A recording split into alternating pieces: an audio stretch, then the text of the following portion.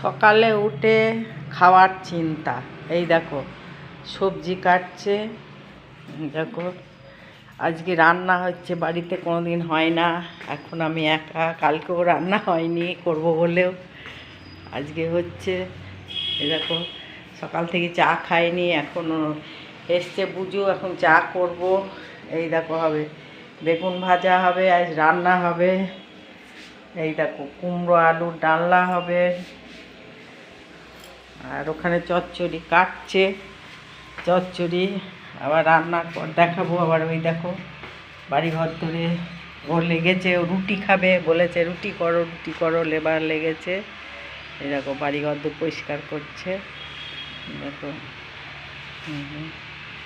দেখো তোমরা সবাই কি নোংরা, কি জঙ্গল হয়েছে।